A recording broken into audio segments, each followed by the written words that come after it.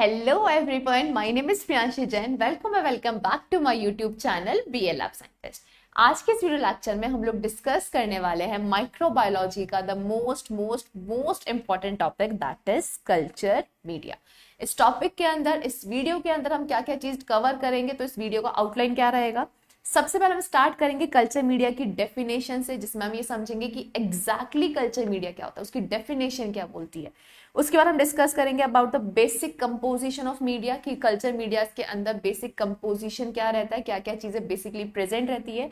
उसके बाद हम डिस्कस करेंगे डिफरेंट टाइप्स ऑफ मीडिया, जिसमें हम समझेंगे about the enrich media, enrichment media, selective media, differential media, indicator media and transport media. उसके बाद हम डिस्कस करेंगे अबाउट द एनारोबिक मीडिया, जिसमें आपके मोस्ट इंपॉर्टेंट एग्जांपल्स जो आते हैं वो है आपका रॉबर्टसन कुक्ड मीट ब्रोथ और सेकंड है आपका थायोग्लाइकोलेट ब्रोथ। तो इन सारे मीडियाज के कंपोजिशन को, इनके बेसिक कंपोजिशन को, इनके बारे में कौन से बैक्टीरिया को कल्चर मीडिया सपोर्ट करते हैं, किसकी ग्रोथ को इनहिबिट करते हैं, ये सारी की सारी चीजें आज इस वीडियो लेक्चर में हम लोग डिस्कस करने वाले हैं। तो सबसे पहले हम स्टार्ट करते हैं about the definition of culture media, कि कल्चर मीडिया की डेफिनेशन क्या बोलती है। डेफिनेशन है कल्चर मीडिया की कि दीज आर लिक्विड और solid substances. Culture media basically liquid form में भी प्रेजेंट होता है और सॉलिड फॉर्म में भी प्रेजेंट होता है। दैट कंटेन्स न्यूट्रिशंस, जिसके अंदर क्या प्रेजेंट होते हैं, न्यूट्रिशंस प्रेजेंट होते हैं, जिसको हम पोषण बोलेंगे। न्यूट्रिशंस प्रेजेंट होंगे, वो न्यूट्रिशंस क्या करेंगे, सपोर्ट करेंगे the survival and the growth of micro organism. Simply culture media क्या होता है, कल्चर का मतलब क्या होता है, हम ग्रो करा रहे हैं, एक ऐसा मीडिया हम दे रहे हैं जिससे हम क्या करा रहे हैं, ग्रोथ करा रहे हैं। किसकी ग्रोथ करा रहे हैं, माइक्रो ऑर्गेनिज्म की, किसी माइक्रोब की हम ग्रोथ करा रहे हैं। अब क्वेश्चन ये आता है कि आपको उस माइक्रो ऑर्गेनिज्म की ग्रोथ क्यों करानी है, क्यों पालना है उसको, क्यों आपको उसको पोषण देके उसकी ग्रोथ को डेवलप करना है। ठीक है, तो इस चीज के पीछे बेसिक आंसर क्या है। फॉर एग्जाम्पल इमेजिन करिए आपके पास एक सैंपल आया, उस सैंपल के अंदर चार गिनती के बैक्टीरिया से, गिनती के चार बैक्टीरिया प्रेजेंट थे। अब लेबोरेटरी के अंदर मुझे ये सैंपल आया है, तो सैंपल लैब के अंदर आया, मुझे लैब के अंदर क्या करना है, उसको डिटेक्ट करना है कि बैक्टीरिया है या नहीं है। डिटेक्ट करने के बाद ये भी आइडेंटिफाई करना है कि कौन से टाइप का बैक्टीरिया है। ठीक है, तो हमारे लैब के अंदर जिस मेथड्स पे हम काम कर रहे हैं ना, उन मेथड्स की हेल्प से हम चार बैक्टीरिया को नहीं डिटेक्ट कर पा रहे और डिटेक्ट नहीं कर सकते, ना डिटेक्ट कर पा रहे हैं, ना उसको प्रॉपर उसकी आइडेंटिफिकेशन कर पा रहे। प्रॉपर डिटेक्शन नहीं हो पा रहा, प्रॉपर आइडेंटिफिकेशन नहीं हो पा रहा। दिक्कत कहाँ आ रही है कि बैक्टीरिया की जो क्वांटिटी है, जो कॉन्सेंट्रेशन है सैंपल के अंदर, वो काफी कम है। लेकिन कुछ मेथड्स ऐसे हैं जिससे अगर ये चार की जगह 40 बैक्टीरिया होते हैं ना सैंपल के अंदर, तो मैं इसको इजीली डिटेक्ट कर लेती और इसको आइडेंटिफाई भी कर पाती। ठीक है, तो मेरा पहला मकसद क्या आया कि मेरे पास सैंपल आया, उस सैंपल के अंदर चार बैक्टीरियाज हैं, तो चार बैक्टीरियाज को ग्रो करा के मुझे कितने करने पड़ेंगे, 40। उन 40 बैक्टीरिया को फिर मैं क्या करूंगी, आराम से डिटेक्ट कर पाऊंगी और आराम से आइडेंटिफाई कर पाऊंगी। ठीक है, तो कल्चर मीडिया का बेसिकली क्या यूज होता है, आप बैक्टीरियाज को एक ऐसा मीडियम देते हो, उस मीडियम के अंदर न्यूट्रिशंस देते हो, टेम्परेचर देते हो, पीएच देते हो, सारी चीज का ध्यान रखते हो। तो उसको आपने सारा इन्वायरमेंट ऐसा दिया कि बैक्टीरिया क्या करे उसके अंदर, फिर ग्रो करे, और ग्रो करने के बाद मैं उसको क्या कर सकूं, प्रॉपरली आइडेंटिफाई कर सकूं। ठीक है, सो कल्चर मीडिया क्या होता है, लिक्विड और सॉलिड सब्सटेंसेस हैं जिसके अंदर न्यूट्रिशंस रहता है, वो न्यूट्रिशन सपोर्ट करते हैं उसके सर्वाइवल को, कि बैक्टीरिया के अंदर जीवित भी रहे, उसको इतना बेसिक न्यूट्रिशन तो मिले कि जीवित रहे सैंपल के अंदर, और जीवित रहने के साथ साथ वो क्या करे, अपनी ग्रोथ को भी करे। ठीक है, so culture media basically generate large quantity of microorganism from very small quantity। इसको आप रिलेट कर सकते हैं पीसीआर से भी। पीसीआर क्या होती है, पॉलीमरेज चेन रिएक्शन, एक मॉलिक्यूलर टेक्नोलॉजी है, एक टेक्निक है, जिसे क्या कर सकते हैं, जिसमें क्या करते हैं हम बेसिकली, हमारे पास जेनेटिक मटेरियल आता है, डीएनए आरएनए, उसकी हम क्या करते हैं, मल्टीपल कॉपीज बनाते हैं। पहले हमें मल्टीपल कॉपीज बनानी होती है, उसके बाद हम उसको आइडेंटिफाई करते हैं। सेम यहाँ पे कल्चर मीडिया कर रहा है कि आपके पास सैंपल आया, उसमें आपने माइक्रो ऑर्गेनिज्म की मल्टीपल कॉपीज बनाई, उसकी ग्रोथ कराई, उसके बाद आपने उसका क्या करा, आइडेंटिफिकेशन करा। ठीक है, सो आई थिंक अब आपको डाउट क्लियर हो गया होगा, एकदम मतलब समझ आ गया होगा कल्चर मीडिया बेसिकली उसका काम क्या होता है, वो क्या करता है। नेक्स्ट हम चलते हैं बेसिक कंपोजिशन क्या होता है, हर कल्चर मीडिया के अंदर बेसिक कंपोजिशन क्या होना चाहिए। तो इसको हम ऐसे भी रिलेट कर सकते हैं कि बेसिक रिक्वायरमेंट क्या होती है ग्रोथ के लिए, अगर बैक्टीरिया को ग्रो कराना है तो बेसिक रिक्वायरमेंट क्या क्या हो सकती है। तो पहली रिक्वायरमेंट या पहला कंपोजिशन होता है वाटर, क्या होना चाहिए उसके अंदर, वाटर होना चाहिए। वाटर क्या प्रोवाइड कराता है? It is a source of hydrogen and oxygen. हमें पता है वाटर क्या होता है, H2O। तो वाटर से हमें क्या मिलता है, या उस बैक्टीरिया को क्या मिल रहा है? एक तो हाइड्रोजन मिल रहा है और ऑक्सीजन मिल रहा है। सेकेंड है आपका इलेक्ट्रोलाइट। इलेक्ट्रोलाइट में जो मोस्ट इंपॉर्टेंट एग्जाम्पल है, जो मोस्टली काम में लेते हैं इलेक्ट्रोलाइट, वो क्या है आपका? Sodium chloride, NaCl। ठीक है, सोडियम क्लोराइड या फिर दूसरे इलेक्ट्रोलाइट्स भी हम काम में ले सकते हैं, लेकिन जो ज्यादातर काम में लिया जाता है वो है आपका सोडियम क्लोराइड। सोडियम क्लोराइड क्या करता है? ये तो एग्जाम्पल हुआ, लेकिन सोडियम क्लोराइड करेगा क्या, उसका यूज क्या है, उसका फंक्शन क्या है कल्चर मीडिया में? तो वो मेंटेन करता है आइसोटोनिसिटी को। किसको मेंटेन करता है? आइसोटोनिसिटी को। आइसोटोनिसिटी क्या होती है?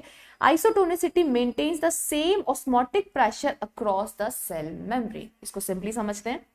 जैसे वो एग्जांपल, ये बैक्टीरिया है, बैक्टीरिया की सेल मेम्ब्रेन है बाहर की। तो इलेक्ट्रोलाइट क्या करता है? आइसोटोनिसिटी को मेंटेन करता है। इसका मतलब सेल मेम्ब्रेन के अंदर के प्रेशर को और बाहर के प्रेशर को क्या करता है? वो मेंटेन, आइसो मतलब सेम रख के चलता है। क्यों? जैसे देखो, अगर सेल के बाहर का जो प्रेशर है वो इंक्रीज हो गया तो सेल पे क्या पड़ेगा? दबाव पड़ेगा। बाहर का, सेल के बाहर का प्रेशर क्या हो गया? इंक्रीज हो गया, तो सेल पे दबाव आएगा। दबाव आने से सेल क्या हो जाएंगी? श्रिंक हो जाएंगी, सिकुड़ जाएंगी। सेम अगर सेल के अंदर का प्रेशर ज्यादा होता तो सेल क्या हो जाती? स्वेल हो जाती। जैसे बैक्टीरिया की जो मॉर्फोलॉजी है उसमें चेंजेस आते। प्रेशर ज्यादा होने की वजह से बैक्टीरिया श्रिंक हो जाता, और प्रेशर अंदर ज्यादा होने की वजह से बैक्टीरिया स्वेल हो जाता, उसमें स्वेलिंग आ जाती है। ठीक है, तो इस डिफॉर्मिटी को, जो ये सेल स्ट्रक्चर के अंदर डिफॉर्मिटीज आ रही है, उसको हटाने के लिए, उसको संभालने के लिए हमने क्या करा? इसके अंदर इलेक्ट्रोलाइट्स डाल दिए। तो इलेक्ट्रोलाइट्स क्या करेंगे? सेल के बाहर और सेल के अंदर जो प्रेशर है उसको मेंटेन करके रखेंगे, जिससे जो बैक्टीरिया की मॉर्फोलॉजी है, शेप है, स्ट्रक्चर है, वो चेंज नहीं होगा। ठीक है, नेक्स्ट आता है पेप्टोन। पेप्टोन क्या होता है? It is a complex mixture of partially digested proteins. इसके अंदर क्या रहते हैं? बेसिकली क्या होते हैं? प्रोटीन्स होते हैं। पेप्टोन्स क्या होते हैं? प्रोटीन्स होते हैं। कैसे proteins? Partially digested.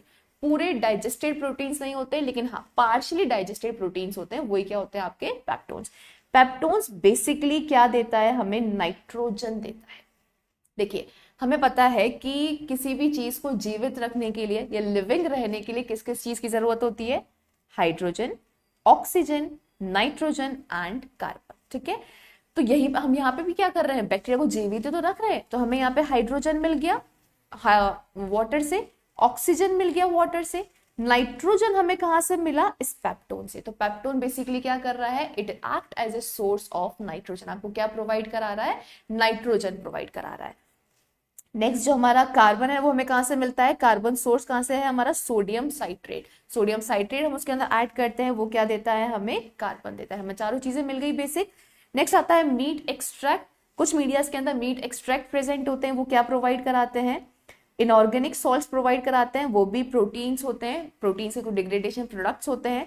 Inorganic salts देते हैं, कार्बोहाइड्रेट्स देते हैं, और कुछ ग्रोथ फैक्टर्स प्रोवाइड कराते हैं। ठीक है, नेक्स्ट आता है आपका ब्लड और सीरम। कुछ मीडियाज के अंदर आपको उसको और ज्यादा उसके पोषण को, न्यूट्रिशन को बढ़ाने के लिए आपको ब्लड और सीरम ऐड करना पड़ता है। So these are use for enriching the culture media. अगर आपके कल्चर, बेसिक कल्चर मीडिया को और ज्यादा एनरिच करना है, उसके पोषण को और ज्यादा बढ़ाना है, तो आप क्या काम में लेते हो? फिर ब्लड और सीरम। जो हम ब्लड काम में लेते हैं वो कौन सा लेते हैं? 5 to 10% डीफिब्रिनेटेड शीप ब्लड या फिर कोई दूसरा ब्लड, लेकिन ब्लड कैसा होना चाहिए? डीफिब्रिनेटेड ब्लड होना चाहिए। ठीक है, डीफिब्रिनेटेड मतलब क्या होता है कि उसके अंदर फिब्रिन्स नहीं होने चाहिए जिससे वो क्लॉट ना बना सके। ठीक, नेक्स्ट है हमारा सॉलिडिफाइंग एजेंट। ये भी एक बेसिक कंपोजिशन में आता है। सॉलिडिफाइंग एजेंट कौन सा है हमारा? अगार। अगार क्या है? It is prepared from seaweed. कौन सी सीवीड? एल्गी जेलिडियम स्पीशीज की सीवीड से हम क्या लेते हैं? अगार को लेते हैं।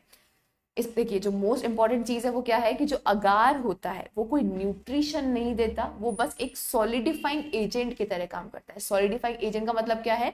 आपके पास मीडियम है, लिक्विड नेचर का है, उस लिक्विड मीडियम को आपको क्या करना है? सॉलिडिफाई करना है, उसको थोड़ा सॉलिड नेचर का बनाना है, लिक्विड से सॉलिड की तरफ ले जाना है। तो आप क्या करोगे? उसके अंदर अगार ऐड कर दोगे, फिर उसको लिक्विड मीडिया को सॉलिड बना देगा। लेकिन यहाँ पे अगार कोई न्यूट्रिशन प्रोवाइड नहीं करता, वो सिर्फ सॉलिडिफाइंग एजेंट की तरह काम करता है।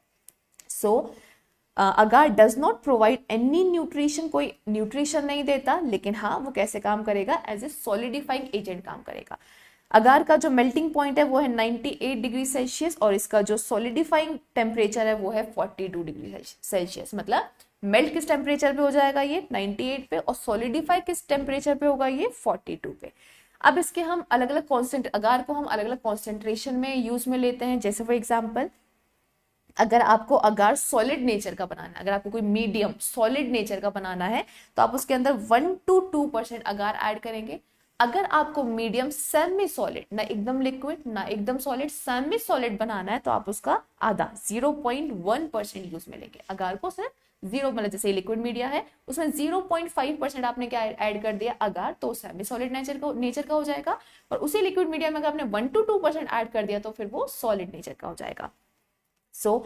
अब यहाँ पे नेक्स्ट यहाँ पे जो सॉलिड अगार होता है वो क्या यूज आता है, ठीक है। सॉलिड अगार बेसिकली इनहिबिट करता है the swarming of bacteria. Swarming of bacteria का मतलब जैसे ये लिक्विड मीडिया है, एकदम गीला सा मीडिया है, तो बैक्टीरिया लिक्विड मीडिया में क्या कर जाएगा, आराम से मूव कर जाएगा। लेकिन अगर आपको बैक्टीरिया को मूव नहीं कराना तो मैं क्या करूं, लिक्विड मीडिया को एकदम सॉलिड कर दूं, इतना सॉलिड कर दूं कि बैक्टीरिया मूव ही ना कर पाए, ठीक है। तो सॉलिड मीडिया का काम क्या कहाँ आता है, यूज क्या होता है कि उस मीडिया को हम इतना सॉलिड बना देते हैं जिससे जो बैक्टीरिया है वो स्वार्म नहीं कर पाए। स्वार्मिंग का मतलब क्या होता है, swarming means movement of any motile bacteria. कुछ बैक्टीरिया मोटाइल नेचर के होते हैं जो मूव कर जाते हैं ना, तो अगर आपको उसकी मूवमेंट नहीं करानी है, रोकनी है, तो आप उस मीडिया को क्या करो, सॉलिड कर दो। So these are the basic compositions. Next हम बात करते हैं डिफरेंट टाइप्स ऑफ मीडिया की। मीडिया को बेसिकली 3 ग्रुप्स के अंदर डिवाइड करा हुआ है। किस बेसिस पे, फर्स्ट करा गया है उसकी फिजिकल स्टेट पे, on the basis of the physical state. Second है based on the presence of molecular oxygen या फिर रिड्यूसिंग सब्सटेंस। मीडिया के अंदर मॉलिक्यूलर ऑक्सीजन प्रेजेंट है या रिड्यूसिंग सब्सटेंस प्रेजेंट है, उसके बेसिस पे डिवाइड कर रखा है। इसका बेसिकली क्या मतलब है, कुछ बैक्टीरियाज होते हैं जो ऑक्सीजन की प्रेजेंस में ग्रो करेंगे और कुछ बैक्टीरियाज होते हैं जिन्हें ऑक्सीजन की जरूरत नहीं होती। तो जो ऑक्सीजन की प्रेजेंस में ग्रो करेंगे वो कौन से हो जाएंगे, आपके मॉलिक्यूलर ऑक्सीजन वाले, और जो बिना ऑक्सीजन के ग्रो करेंगे वो कौन से वाले हो जाएंगे, आपके रिड्यूसिंग वाले, ठीक है। इसको बाद में हम डिटेल में डिस्कस करेंगे। थर्ड है बेसिस मेरा न्यूट्रिशनल फैक्टर्स में, अलग अलग मीडियाज में क्या होते हैं, अलग अलग न्यूट्रिशंस प्रेजेंट है, तो उनको उसी बेसिस पे क्या कर दिया गया है, क्लासिफाई कर दिया गया है। तो सबसे पहले आता है मेरा based on physical state. Physical state मतलब उसकी नेचर कैसी है उसकी, है ना, लिक्विड है, सेमी सॉलिड है या फिर सॉलिड है। तो हमारे सामने 3 टाइप के मीडियाज आ जाते हैं फिजिकल स्टेट के बेसिस पे, liquid media, semi solid media और सॉलिड मीडिया। सबसे पहले हम बात करते हैं, नेक्स्ट है आपका based on presence of molecular oxygen. Molecular oxygen के बेसिस पे कौन से मीडियाज आ जाते हैं, देखिए ये तीनों तो क्या थे, बेसिस, लेकिन बेसिस पे हमने उनको डिवाइड कर रखा है। अब किन किन को कैसे डिवाइड कर रखा है वो क्या है, फिजिकल स्टेट में आपके सामने 3 मीडियाज आ जाएंगे। ऑक्सीजन की प्रेजेंस और एब्सेंस के बेसिस पे आपके एरोबिक बैक्टीरिया जिसमें ऑक्सीजन प्रेजेंट होगा, या फिर हम बोल सकते हैं जिसमें मॉलिक्यूलर ऑक्सीजन प्रेजेंट होगा वो एरोबिक मीडिया होगा, और जिसके अंदर रिड्यूसिंग सब्सटेंस प्रेजेंट होगा वो आपका एनारोबिक मीडिया होगा। नेक्स्ट है based on the nutritional factors. Nutritions के बेसिस पे कौन कौन से मीडिया है, एनरिच मीडिया है, एनरिचमेंट मीडिया है, सेलेक्टिव है, डिफरेंशियल है, इंडिकेटर है और ट्रांसपोर्टर है। ये सारे मीडियाज किसके बेसिस पे डिफरेंशिएट हुए हैं, उनके न्यूट्रिशन के बेसिस पे। अब सबसे पहले हम बात करते हैं about the medias based on the physical state. तो फिजिकल स्टेट में सबसे पहला हमारा जो मीडिया आता है वो कौन सा है, आपका लिक्विड मीडिया। लिक्विड मीडिया को ब्रोथ के नाम से भी जाना जाता है। जहां भी आप वर्ड देखो ना, कोई जैसे थायोग्लाइकोलेट, ब्रोथ, आगे ब्रोथ लगा हुआ है मीडिया का नाम, उसके आगे अगर ब्रोथ लगा हुआ है तो आपको क्या समझ लेना है, ब्रोथ का मतलब वो क्या बता रहा है कि जो मीडिया का नेचर है वो कैसा है, लिक्विड नेचर है। तो हम डेफिनेशन देखते हैं इसकी, liquid media are liquid nature. Simple सी डेफिनेशन है कि लिक्विड मीडिया कैसे मीडिया होंगे, जिनका नेचर लिक्विड होगा, and these are also known as broth, और इनको ब्रोथ के नाम से भी बोला जाता है। एग्जाम्पल का मोस्ट इंपॉर्टेंट एग्जाम्पल है पेप्टोन वाटर, जो रूटीन कल्चर के अंदर हमें रूटीनली हम काम में लेते ही लेते हैं। कौन सा, पेप्टोन वाटर। पेप्टोन तो वर्ड से समझ आ गया, क्या होगा इसके अंदर, अभी हमने समझा था क्या होगा इसके अंदर। पेप्टोन क्या होते हैं, पार्शियली डाइजेस्टेड प्रोटीन्स होते हैं जो क्या किसके सोर्स होते हैं, नाइट्रोजन के सोर्स होते हैं, ठीक है। सो कंपोजिशन इसका क्या है कि इसके अंदर पेप्टोन प्रेजेंट है कितना, 5 ग्राम, और पेप्टोन क्या कर रहा है, it act as a source of nitrogen. क्या दे रहा है मीडिया के अंदर, नाइट्रोजन दे रहा है। सेकंड आता है NaCl। NaCl क्या कर रहा है, मेंटेन कर रहा है आइसोटोनिसिटी को, जिससे उसकी शेप ना बिगड़े बैक्टीरिया की। वाटर है इसके अंदर 100 ml और उसकी पीएच जो रहती है वो रहती है 7.4। ठीक है, इसका जो यूज है वो किस में आता है, ये रूटीन कल्चर में काम में आता है। इस तरीके से हमारा ये नजर आता है आपका पेप्टोन वाटर। नेक्स्ट आता है हमारा सेकेंड एग्जाम्पल है इसका, थायोग्लाइकोलेट ब्रोथ। इस एग्जाम्पल को हम डिटेल में समझेंगे जब हम एनारोबिक बैक्टीरिया को देखेंगे, क्योंकि थायोग्लाइकोलेट ब्रोथ अलग अलग बैक्टीरिया को ऑक्सीजन की प्रेजेंस पर और एब्सेंस में क्या करता है, उसकी ग्रोथ को सपोर्ट करता है। तो इस वाले पार्ट को हम बाद में डिस्कस करेंगे जब हम एनारोबिक बैक्टीरिया को डिस्कस करेंगे। सो ये लिक्विड मीडिया हो गया, उसके दो मोस्ट इंपॉर्टेंट एग्जाम्पल्स हो गए, पेप्टोन वाटर और थायोग्लाइकोलेट ब्रोथ। सेकेंड आता है हमारा semi solid media. Semi solid media के नाम से तो हम समझ ही गए क्या होगा। इसके अंदर हम क्या करेंगे, लिक्विड मीडिया है, उसमें हमने 0.5% क्या ऐड कर दी, अगार ऐड कर दी, और आपके सामने क्या बन गया, सेमी सॉलिड मीडिया बन गया। इसमें हम ये समझेंगे कि सेमी सॉलिड मीडिया का यूज क्या होता है, किस काम में लिया जाता है semi solid media. Solid media का यूज आपने देख लिया था, अगर आपको मतलब बैक्टीरिया की ग्रोथ करानी है लेकिन उसको मूव नहीं कराना, तो आप सॉलिड मीडिया काम में ले लोगे। लेकिन सेमी सॉलिड मीडिया क्यों काम में लिया जाता है? सबसे पहले बात होती है कि सेमी सॉलिड मीडिया क्या होते हैं, these are semi solid in nature, semi solid होंगे नेचर के अंदर। इन दीज मीडिया, इस मीडिया में हम स्मॉल परसेंटेज में अगार ऐड करेंगे, जिससे क्या हो जाएगा, जो सॉलिड मीडिया है वो थोड़ा, जो लिक्विड मीडिया है वो थोड़ा सॉफ्ट हो जाएगा, और क्या बन जाएगा, वो आपका एक सेमी सॉलिड मीडिया बन जाएगा। These media are soft so that motile bacteria can move through the media। आप इसको अच्छे समझते हैं हम, क्या यूज होता है इसका, ये है मेरा सेमी सॉलिड मीडिया। ठीक है, कुछ परसेंट में अगार ऐड करके मैंने इसको सेमी सॉलिड बना लिया। सेमी सॉलिड मीडिया के आपके सामने टेस्ट ट्यूब रखी हुई है, आपके सामने कल्चर प्लेट है, मेरे सामने क्या है, यहाँ पे ये कल्चर प्लेट है।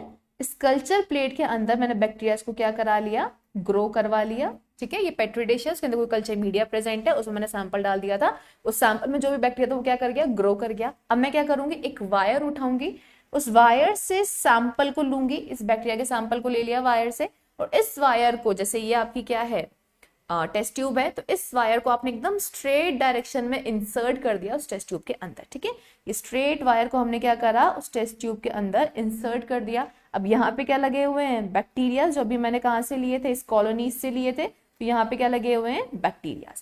अब मुझे ये देखना है कि जो बैक्टीरिया मैंने यहाँ पे डाला इस टेस्ट ट्यूब के अंदर, वो बैक्टीरिया मोटाइल नेचर का है, मोटाइल है या फिर नॉन मोटाइल है, मतलब वो बैक्टीरिया मूव कर सकता है या मूव नहीं कर सकता।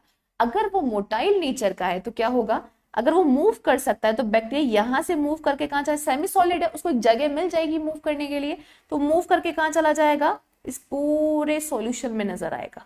ठीक है, और अगर वो मूव नहीं कर पाया, जैसे कोई बैक्टीरिया है नॉन मोटाइल नेचर का, वो मूव नहीं कर पाया, तो मूव नहीं कर पाएगा, वो यहीं प्रेजेंट रहेगा। इस वाली लाइन को हम बोलते हैं स्टेब लाइन।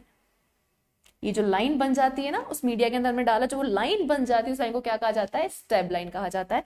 तो देखिए यहाँ पे आपको डायग्राम में भी नजर आ रहा है, ये अनइनोक्यूलेटेड है, मतलब ये एक सिंपल मीडिया है, आपने इसके अंदर इनोक्यूलेट नहीं करा है। इनोक्यूलेट का मतलब बेसिकली क्या होता है, यहाँ पे मेरे पास बैक्टीरिया है मीडिया के अंदर, और यहाँ पे मेरा दूसरा मीडिया है जो सेमी सॉलिड वाला है। ठीक है, बैक्टीरिया को यहाँ से यहाँ ट्रांसफर करना और इनोक्यूलेट कर देना, इसी को क्या बोला जाता है, इनोक्यूलेट। बाद में हम डिस्कस करेंगे इस चीज को, लेकिन यहाँ पे ये बैक्टीरिया क्या है, अनइनोक्यूलेटेड। यहाँ पे जो मीडिया है इसके अंदर आपने अभी तक कोई बैक्टीरिया डाला नहीं है, तो ये ऐसा ही नजर आ रहा है। अब आपने क्या करा, उस वायर को यहाँ पे इंसर्ट कर दिया और यहाँ पे आपने बैक्टीरिया की कॉलोनी को डाल दिया। बैक्टीरिया की कॉलोनी यहाँ पे क्या कर रही है, यहीं पे ग्रोथ नजर आ रही है ना रेड कलर की, इसका मतलब ये क्या है, नेगेटिव। बैक्टीरिया यहाँ पे कैसे हैं, नॉन मोटाइल, इसे वो स्टेब लाइन के पास नहीं, मूव नहीं कर पा रहे, तो वही स्टेब लाइन में नजर आ रहे हैं। और यहाँ पे जो बैक्टीरिया है पूरी जगह ग्रो कर गए, पूरे सॉल्यूशन में ग्रो कर गए, चारों तरफ दिख रहे हैं आपको। तो यहाँ पे जो बैक्टीरिया है वो किस नेचर के हैं, मोटाइल नेचर के हैं। ठीक है, देखिए जैसे इस एग्जांपल में भी है, इस डायग्राम में भी आपको नजर आ रहा होगा, यहाँ पे नॉन मोटाइल बैक्टीरिया, अगर आपको सिर्फ स्टेब लाइन नजर आ रही है ना, ये मीडिया है, अगर उसमें सिर्फ आपको स्टेब लाइन नजर आ रही है, तो आपको क्या बता देना है, बैक्टीरिया था, ग्रोथ थी, लेकिन कैसा था, नॉन मोटाइल था, नॉन मोटाइल है या था जो भी है। और यहाँ पे अगर आप टेस्ट ट्यूब में क्या नजर आ रही है, ग्रोथ नजर आ रही है, टर्बिडिटी सी नजर आ रही है, इधर उधर कुछ मूव करता हुआ नजर आ रहा है, तो आप क्या बता दोगे, बैक्टीरिया कैसा है, मोटाइल नेचर का है। ठीक है, सो ये देखिए नेगेटिव है, और ये कैसे है आपके, मोटाइल नेचर के, ये वाला मोटाइल नेचर का है। ठीक है, सो सेमी सॉलिड मीडियम बेसिकली क्या, किस चीज के लिए यूज में आता है, अगर हमें बैक्टीरिया की क्या चेक करनी है, मोर्टालिटी चेक करनी है। So we use the straight wire to collect the colony, हमने स्ट्रेट वायर से कॉलोनी कलेक्ट कर ली, उसके बाद उसको प्लेस कर दिया in the semi solid media. जो नॉन मोटाइल बैक्टीरिया होगा वो कहाँ ग्रो करेगा, अलोंग द स्टेब लाइन के अलोंग, इसी के आसपास ग्रो करेगा यहाँ पर। और जो मोटाइल बैक्टीरिया होंगे वो मूव कर जाएंगे through the soft agar and makes the tube या फिर मीडिया टर्बिड। वो चारों तरफ मूव कर जाएंगे, मीडिया आपको या तो टर्बिड नजर आएगा या फिर आपको कुछ कलर नजर आ जाएगा। नेक्स्ट आता है हमारा सॉलिड मीडिया। सॉलिड मीडिया क्या होते हैं, these are solid in nature. Broth media can be made solid, broth media को ही हम क्या कर सकते हैं, सॉलिड बना सकते हैं बाय एडिंग अगार। तो जहां जैसे आप ब्लड अगार सुनते हो, चॉकलेट अगार, है ना, जहां जहां अगार वर्ड लगा है वो आपको क्या बता रहा है कि यहाँ पे अगार ऐड करा गया है और मीडिया को सॉलिड बनाया गया है, ठीक है। तो उसी लिक्विड मीडिया में अगार ऐड कर दिया तो नेचर कैसा हो गया उस मीडिया का, सॉलिड हो गया। So broth media can be made solid by adding agar, agar को ऐड करके हम सॉलिड बना सकते हैं। एग्जांपल आता है इसका न्यूट्रिएंट ब्रोथ, जिसको हम antibiotic sensitivity test AST test के लिए यूज में लेते हैं। ये आपका न्यूट्रिएंट ब्रोथ, AST को हम बाद में डिटेल में डिस्कस करेंगे। तो यहाँ पे आपके सामने ये इमेज है न्यूट्रिएंट ब्रोथ की। नेक्स्ट हम चलते हैं about the based on nutrition. हमारे फिजिकल स्टेट क्या हो गए, liquid, semi solid and solid. अब आपके सामने आता है न्यूट्रिशन के बेसिस पे। तो न्यूट्रिशन के बेसिस पे सबसे पहला जो मेरा मीडिया आता है वो होता है एनरिच मीडिया। एनरिच मीडिया क्या होता है, these are the basal media, एकदम बेसिक मीडियाज होते हैं। Is added with some nutrition such as blood, serum और egg and these are known as enrich media. क्या मतलब है इसका, कि आपके पास एक पहले बेसिक मीडिया था, जैसे न्यूट्रिएंट अगार एकदम बेसिक मीडिया होता है। न्यूट्रिएंट अगार में मैंने क्या करा, ब्लड ऐड कर दिया, मतलब बाहर से मैं और कोई न्यूट्रिशन ऐड कर रही हूँ और उसको एनरिच, उसको और ज्यादा एनरिच कर रही हूँ न्यूट्रिशंस के बेसिस पे, ठीक है। जैसे ब्लड कर दिया, सीरम कर दिया, एग ऐड कर दिया, तो ब्लड क्या करेगा, और ज्यादा न्यूट्रिशन देगा। सीरम क्या करेगा, और ज्यादा न्यूट्रिशन देगा। एग क्या करेगा, और ज्यादा न्यूट्रिशन देगा, ठीक है। तो बेसिक मीडिया के अंदर, जैसे न्यूट्रिएंट अगार के अंदर एग्जांपल के लिए आपने क्या ऐड कर दिया, ब्लड ऐड कर दिया या कोई दूसरी एनरिच चीज ऐड कर दी, तो इसी मीडिया को हम क्या बोलेंगे, एनरिच मीडिया बोलेंगे। सो बेसल मीडिया में अगर आप ब्लड या सीरम को ऐड कर देते हो तो वही क्या बन जाता है, आपका एनरिच मीडिया, ठीक है। So extra nutrition is provided for the growth of bacteria. Extra nutrition क्यों देना पड़ रहा है, जिससे बैक्टीरिया की ग्रोथ को और अच्छा कर सके, ठीक है। They are use to grow bacteria which are more exacting in their nutrition needs. कुछ बैक्टीरिया होते हैं जिनको स्पेसिफिकली यही चाहिए, जैसे न्यूट्रिएंट अगार है। अब कुछ बैक्टीरिया ऐसे हैं जिनको न्यूट्रिएंट अगार की बेसिक कंपोजिशन भी चाहिए ग्रो करने के लिए, लेकिन उनको ब्लड भी चाहिए ग्रो करने के लिए। तो आपको क्या करना पड़ा, उस न्यूट्रिएंट अगार में ब्लड ऐड करा, उसके बाद आपने उसकी बैक्टीरिया की कॉलोनी वहां पे क्या कर जाएगी, ग्रो कर जाएगी, ठीक है। तो कुछ बैक्टीरिया होते हैं जिनको एग्जैक्ट न्यूट्रिशन चाहिए होता है, तो उनको ग्रो कराने के लिए हम एग्जैक्ट न्यूट्रिशन उसमें ऐड कर देते हैं और मीडिया आपका एनरिच हो जाता है। एग्जाम्पल के लिए ब्लड अगार, जब भी मैंने आपको एग्जाम्पल बता दिया कि न्यूट्रिएंट अगार अगर आपने 500 ml लिया तो उसमें आपने स्टेराइल डीफिब्रिलेटेड ब्लड डाला 25 ml, उसकी पीएच रखी 7.3। ब्लड अगार क्या होता है, न्यूट्रिएंट अगार है, उसी में आपने क्या डाल दिया, ब्लड ऐड कर दिया, तो वो क्या बन जाएगा, आपका ब्लड अगार बन जाएगा। लेकिन यहाँ पे ये जरूर ध्यान रखिएगा जो ब्लड है वो डीफिब्रिलेटेड और स्टेराइल होना चाहिए और उसकी पीएच कितनी रहती है, 7.3। ये आपके सामने इमेज इसकी रेडिश कलर का नजर आता है क्योंकि हमने इसके अंदर क्या डाल दिया है, ब्लड डाल दिया। सो ब्लड अगार बेसिकली किसके लिए यूज में लिया जाता है, it is use for the growth of Streptococcus. Streptococcus जो स्पीशीज होती हैं उनको ग्रो कराने के लिए हम क्या यूज में लेते हैं, ब्लड अगार को यूज में लेते हैं।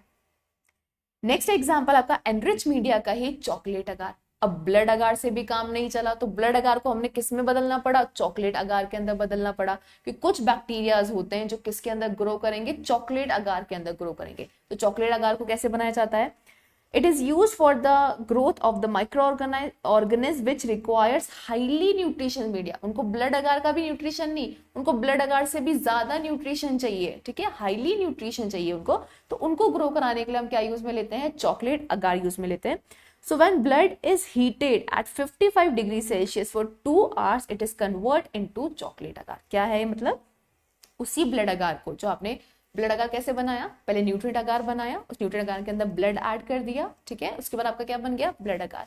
अब ब्लड अगार से आपको क्या बनाना है, चॉकलेट अगार। तो कैसे बनाओगे, इसी ब्लड अगार को हम 55 डिग्री सेल्सियस पे 2 घंटे के लिए हीट देंगे और हीट देने से क्या होगा, आरबीसीज टूट जाती है, आरबीसीज का लाइसिस हो जाता है, जो आरबीसीज के अंदर न्यूट्रिशन प्रेजेंट है वो बाहर आ जाते हैं, ठीक है। और आरबीसीज के अंदर के न्यूट्रिशन भी कहाँ आ गए, मीडिया के अंदर बाहर आ गए। अब उस न्यूट्रिशन को बैक्टीरिया इजीली क्या कर लेगा, यूटिलाइज कर लेगा और ग्रो कर जाएगा। तो अगर हम ब्लड अगार को 55 डिग्री सेल्सियस पे 2 आवर्स के लिए हीट करते हैं तो ब्लड अगार किस में कन्वर्ट हो जाता है, आपके चॉकलेट अगार के अंदर। चॉकलेट अगार बेसिकली यूज में लिया जाता है किसकी ग्रोथ के लिए, नाइजीरिया बैक्टीरियाज के लिए एंड एच इन्फ्लुएंजा बैक्टीरिया के लिए इसको यूजुअली यूज में लिया जाता है। नेक्स्ट एग्जांपल, आपका थर्ड एग्जांपल एनरिच मीडिया का ही लोफलर सीरम स्लो, इसको यूज में लिया जाता है for the growth of corny bacteria diphtheriae. ठीक है, ये 3 एग्जांपल्स हो गए एनरिच मीडिया के। एनरिच मीडिया क्या होता है, बेसल मीडिया, जिसमें हम क्या ऐड कर देते हैं, एक्स्ट्रा न्यूट्रिशंस। उसके एग्जांपल्स हो गए आपके कौन कौन से, blood agar, chocolate agar and Loeffler serum slow. Second है आपका एनरिचमेंट मीडिया। अब एनरिचमेंट मीडिया क्या होगा, in mixed cultures of wanted and unwanted bacteria, substances which have a stimulating effect on the bacteria to be grown, bacteria of interest। क्या मतलब है इस चीज का, देखो सिंपली हम समझते हैं, इस डायग्राम से हमें समझ आएगा। ये है मेरे पास सैंपल, ठीक है, मेरे पास सैंपल आया, उस सैंपल के अंदर 2 तरीके के बैक्टीरिया प्रेजेंट है एग्जाम्पल के लिए। ठीक है, मेरे पास एक सैंपल आया, उस सैंपल में 2 तरीके के बैक्टीरिया प्रेजेंट है। एक तो प्रेजेंट है साल्मोनेला टाइफी और एक प्रेजेंट है उसके अंदर ई कोलाई। 2 बैक्टीरिया प्रेजेंट है। अब मेरे पास वो एक सैंपल है, उसी सैंपल में दोनों बैक्टीरिया प्रेजेंट है ना। मुझे ग्रोथ किसकी करानी है, साल्मोनेला टाइफी को ग्रो कराना है, मुझे ई कोलाई को ग्रो नहीं कराना, क्योंकि ई कोलाई को मुझे जानना ही नहीं है। मुझे किस पे इंटरेस्ट है, मुझे किस बैक्टीरिया में इंटरेस्ट है, साल्मोनेला टाइफी में इंटरेस्ट है, तो मुझे उसी को ग्रो कराना है। और जो ई कोलाई है वो मेरे लिए अनवांटेड है, मैं उसको चाह ही नहीं रही हूँ, मेरे को उसमें इंटरेस्ट ही नहीं है, तो मुझे उसको ग्रो भी नहीं कराना है। ठीक है, तो जब किसी सैंपल में 1 से 2 से ज्यादा बैक्टीरिया प्रेजेंट होते हैं, या फिर हम कह सकते हैं कि उसी एक सैंपल में एक तो वांटेड बैक्टीरिया प्रेजेंट है और एक अनवांटेड बैक्टीरिया प्रेजेंट है, तो आपको क्या करना है। अब आपने क्या करा, इमेजिन करो ये मीडिया है, उसमें आपने सैंपल डाल दिया जिसमें आपका क्या है, ये साल्मोनेला टाइफी बैक्टीरिया भी है, ई कोलाई बैक्टीरिया भी है। उसी मीडिया के अंदर बहुत सारे न्यूट्रिशंस भी प्रेजेंट है, बेसिक न्यूट्रिशंस तो प्रेजेंट है ही। तो ई कोलाई क्या करेगा, उस बेसिक न्यूट्रिशन को ले खुद की ग्रोथ करा लेगा और उसकी इतनी सारी कॉलोनी बन जाएगी कि जो साल्मोनेला टाइफी वो बेचारा ग्रो ही नहीं कर पाएगा, जिसकी ग्रोथ मुझे चाहिए। ठीक है, तो मुझे यहाँ पे 2 पर्पस है कि मैं जो मेरा वांटेड बैक्टीरिया है उसकी ग्रोथ को तो सपोर्ट करूं, उसकी ग्रोथ को बढ़ाऊं, और जो मेरा अनवांटेड बैक्टीरिया है जिसकी ग्रोथ को मैं नहीं चाहती, उसकी ग्रोथ को मैं क्या करूं, डाउन करूं, जिससे वो ग्रो ना करे। ठीक है, तो मीडिया में मुझे 2 चीज डालनी पड़ी, एक तो सपोर्टर डालना पड़ा जो क्या करेगा, सपोर्ट करेगा the growth of the wanted bacteria, और एक मुझे उसके अंदर इनहिबिटर डालना पड़ा जो इनहिबिट करेगा अनवांटेड बैक्टीरिया की ग्रोथ को। ठीक है, यही है आपका एनरिचमेंट मीडिया। एनरिचमेंट मीडिया क्या होता है, ये एक मिक्स्ड कल्चर्स है, मिक्स्ड कल्चर्स के अंदर जिसमें वांटेड बैक्टीरिया अनवांटेड बैक्टीरिया रहते हैं, उनके लिए यूज में लिया जाता है, जिससे कुछ हम उसके अंदर स्टिमुलेटर्स डाल देते हैं, कुछ सपोर्टर्स डाल देते हैं, वो क्या करेंगे, बैक्टीरिया जो बैक्टीरिया ऑफ इंटरेस्ट है उसकी ग्रोथ को सपोर्ट करेंगे, और कुछ उसके अंदर हम इनहिबिटर्स डाल देते हैं जो क्या करेंगे, जो बैक्टीरिया ऑफ नॉट इंटरेस्ट है, जो अनवांटेड बैक्टीरिया है उसकी ग्रोथ को क्या करेंगे, सप्रेस या इनहिबिट कर देंगे। ठीक है, और इनको इनकॉर्पोरेट करा जाता है लिक्विड मीडिया के अंदर। सो बेसिकली क्या बता रहा है आपको ये पॉइंट, कि इसको हम इस मीडिया को हम किसके अंदर बनाते हैं, लिक्विड मीडिया। जो एनरिचमेंट मीडिया होते हैं उनका नेचर कैसा होता है, लिक्विड नेचर होता है। एग्जाम्पल क्या है इसका, सेलेनाइट एफ ब्रोथ इसका एग्जाम्पल है, और एग्जाम्पल इसका टेट्राथायोनेट ब्रोथ। नेक्स्ट एग्जाम्पल है इसका एल्कलाइन पेप्टोन वाटर। ये 3 एग्जाम्पल्स है मेरे एनरिचमेंट मीडिया के। जो सेलेक्टिव सेलेनाइट एफ ब्रोथ होता है वो किसकी ग्रोथ को सपोर्ट करता है, शिगेला को, और बाकी की ग्रोथ को क्या कर देता है, इनहिबिट। जो टेट्राथायोनेट ग्रोथ होता है वो साल्मोनेला टाइफी की ग्रोथ को क्या करेगा, सपोर्ट करेगा, और बाकी की ग्रोथ को क्या कर देगा, इनहिबिट कर देगा। जो अल्कलाइन पेप्टोन वाटर है वो किसकी ग्रोथ को सपोर्ट करेगा, विब्रियो कोलेराई, और बाकी की ग्रोथ को क्या कर देगा, इनहिबिट कर देगा। ठीक है, नेक्स्ट आता है हमारा सेलेक्टिव मीडिया। अब सेलेक्टिव मीडिया भी सेम होता है, इसके अंदर भी क्या होते हैं, सपोर्टर्स प्रेजेंट होते हैं, और इसके अंदर भी क्या प्रेजेंट होते हैं, इनहिबिटर्स प्रेजेंट होते हैं। सपोर्टर्स ग्रोथ सपोर्ट करेंगे वांटेड बैक्टीरिया को, इनहिबिटर्स इनहिबिट करेंगे the growth of unwanted bacteria को। लेकिन इसमें डिफरेंस क्या होता है, ये जो मीडियाज होते हैं वो किस नेचर के होते हैं, सॉलिड नेचर के होते हैं। ठीक है, इनकॉर्पोरेटेड का मतलब यहाँ पे क्या आ रहा है कि सॉलिड मीडिया है, उसके अंदर आपने क्या ऐड कर दिया, क्या इनकॉर्पोरेट कर दिया, सपोर्टर्स और इनहिबिटर्स। इसके एग्जांपल क्या है, पहला एग्जांपल है आपका डीऑक्सीकोलेट सिट्रेट अगार। ये क्या करता है, सपोर्ट करता है the growth of salmonella and Shigella. ये है आपका DCA भी इसको शॉर्ट में बोलते हैं हम, डीऑक्सीकोलेट सिट्रेट अगार। सेकेंड है आपका LJ media. LJ media basically क्या करता है, माइकोबैक्टीरियम ट्यूबरक्लोसिस की ग्रोथ को क्या करेगा, सपोर्ट करेगा और बाकी की ग्रोथ को क्या कर देगा, इनहिबिट कर देगा। मतलब जो मेरे पास सैंपल आ रहा है उसके अंदर ट्यूबरक्लोसिस का बैक्टीरिया भी है और बाकी बैक्टीरियाज भी है, लेकिन मुझे ट्यूबरक्लोसिस के बैक्टीरिया को ही ग्रो कराना है, बाकी को क्या कराना है, इनहिबिट कराना है। तो मैंने क्या काम में ले लिया, एलजे मीडिया, लोवेंस्टाइन जेनसेन मीडिया। वो क्या करेगा, सिर्फ माइकोबैक्टीरियम की ग्रोथ को सपोर्ट करेगा और बाकी की ग्रोथ को क्या कर देगा, इनहिबिट कर देगा। नेक्स्ट है मेरा पोटेशियम टेलुराइड अगार। ये किसकी ग्रोथ को सपोर्ट करेगा, सी डिप्थीरिया, आपका कॉर्निबैक्टीरियम डिप्थीरिया। सो ये हो गया हमारा सेलेक्टिव मीडिया। अब नेक्स्ट आता है हमारा इंडिकेटर मीडिया। इंडिकेटर के वर्ड से हमें क्या समझ आ रहा है, इंडिकेटर मीडिया क्या होगा, कुछ ना कुछ इंडिकेट करेगा आपको, है ना। तो ये कल्चर मीडिया है, उसके अंदर आपने, ये कल्चर मीडिया है, उसके अंदर आपने कुछ बैक्टीरिया को ग्रो कराया, ग्रो कराने के बाद कुछ उसके अंदर कलर प्रोड्यूस हुआ, उस कलर से आपको क्या हो रहा है, इंडिकेट हो रहा है कि यहाँ पे कॉलोनी बनी है। जैसे रेड कलर का नजर आ रहा है तो मुझे नजर आ रहा है कि हाँ यार यहाँ पे कॉलोनी दिख रही है रेड रेड कलर की, तो कुछ इंडिकेट हो रहा है आपको, उसी मीडिया को आपने क्या बोला, इंडिकेटर मीडिया। तो इंडिकेटर मीडियास क्या होता है, मीडिया कंटेन इंडिकेटर्स, इनके अंदर इंडिकेटर्स प्रेजेंट होते हैं जिनका कलर चेंज होता है जब बैक्टीरिया क्या करता है, उसके अंदर ग्रो करता है। जैसे फॉर एग्जाम्पल आपके सामने एग्जाम्पल है Wilson Blair medium. Wilson Blair medium basically क्या करता है, it support the growth of salmonella species. Salmonella की स्पीशीज को क्या करता है, ये उसकी ग्रोथ को सपोर्ट करता है। अब इसके अंदर हमें कलर चेंज होकर नजर आता है, जैसे हमें ब्लैक कलर की कॉलोनीज नजर आने लगती है। ऐसा क्यों होता है, क्योंकि normally Wilson and Blair medium का जो कंपोजिशन होता है ना, उस कंपोजिशन में फेरस सल्फेट प्रेजेंट होता है। और जब साल, जैसे इसके अंदर क्या है, ये विल्सन एंड ब्लेयर मीडियम है, उसके अंदर फेरस सल्फेट प्रेजेंट है उसके कंपोजिशन में। अब वहां पे साल्मोनेला स्पीशीज क्या कर रही है, ग्रो कर रही है।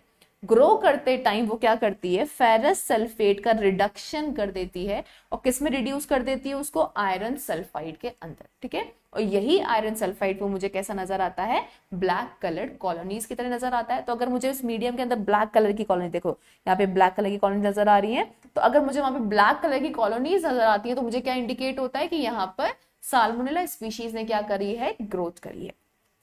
नेक्स्ट आता है मेरा टेलोराइड ब्लड अगार। टेलोराइड ब्लड अगार बेसिकली क्या करता है, it support the growth of Corynebacterium diphtheriae. इसमें भी सेम इसका प्रिंसिपल क्या होता है कि इस टेलोराइड ब्लड अगार के अंदर पोटेशियम टेलोराइड प्रेजेंट होता है।